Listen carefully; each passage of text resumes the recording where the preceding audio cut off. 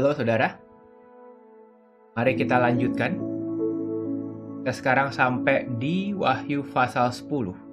Kita akan membahas mengenai 7 guru di sini. Nah, Wahyu pasal 10 masih dalam rangkaian informasi 7 sangkakala. Namun ini masuk ke peristiwa deskripsi. Peristiwa tisipan untuk menjelaskan, memberi keterangan tambahan yang sangat penting di tengah semua kejadian yang ada. Pada pasal 10, mari kita lihat ada ketujuh guru. Kita mulai sekarang. Aku melihat seorang malaikat lain. Di malaikat itu ada banyak. Gak semua disebutkan namanya, kadang-kadang disebutkan karakteristiknya. Dan karakteristik yang disebut pasti menyatakan Tuhan. Ingat, malaikat adalah pelayan yang menunjuk kepada Tuhannya, yang menyatakan Tuhannya. Kalau malaikat lain yang kuat, melambangkan Tuhan yang kuat. Berselubungkan awan dan pelangi melambangkan perjanjian kasih Tuhan. Di atas kepala dan muka seperti matahari melambangkan kemuliaan Tuhan. Kaki bagaikan tiang api melambangkan pemeliharaan, tuntunan Tuhan. Malaikat menyatakan Tuhan. Dalam tangannya memegang gulungan kitab kecil, jadi kitab yang lain. Bukan kitab dengan 7 meterai. Dia menginjakkan kaki kanan di atas laut dan kaki kiri di atas bumi, melambangkan Tuhan yang Maha Kuasa. Berseru dengan suara nyaring, sama seperti singa mengaum, melambangkan otoritas. Dan sesudah ia berseru, ketujuh guru memperdengarkan suaranya.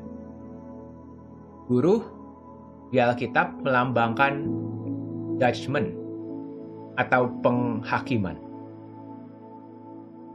Sudah ketujuh guru itu selesai bicara, Yohanes mau menuliskannya. Tapi mendengar suara dari sorga berkata, meteraikan apa yang dikatakan oleh ketujuh guru, jangan engkau menuliskannya.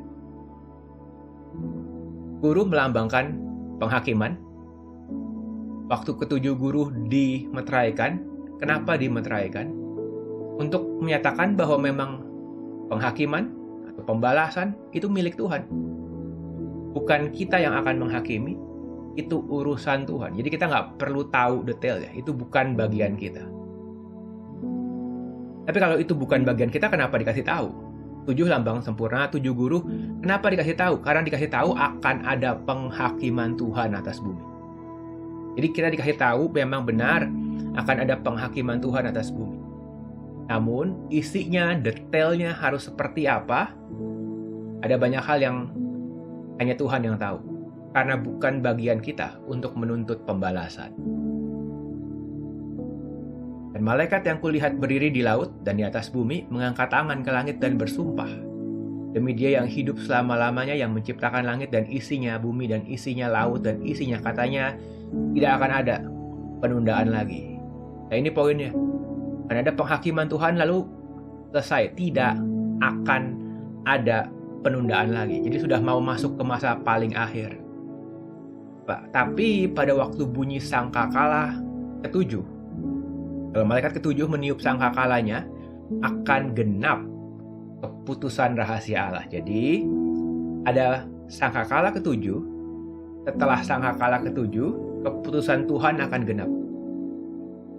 Akan ada penghakiman Tuhan dan genaplah keputusan rencana Tuhan. Itu poin dari Wahyu pasal 10. Memberitahu bahwa akan ada penghakiman Tuhan dan tidak akan ada penundaan lagi. Pergi, ambillah kitab yang terbuka, makan, ia akan membuat perutmu terasa pahit, dan mulutmu ia akan terasa manis seperti madu. Kenapa? Kalau hamba Tuhan di Alkitab ya dibilang makan gulungan itu bicara memang mereka perlu berbicara, perlu menyampaikan firman Tuhan. Kalimat selanjutnya berkata, maka ia berkata kepadaku, engkau harus bernubuat lagi kepada banyak bangsa, kaum, bahasa, dan raja. Jadi Yohanes diberitahu bahwa akan ada penghakiman Tuhan setelah sangkakala ketujuh.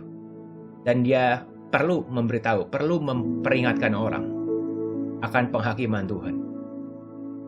Kita akan melihat hal-hal selanjutnya yang akan terjadi di kitab Wahyu, penghakiman Tuhan, dan terus bagaimana keadaan bumi menjelang sangkakala ke-7.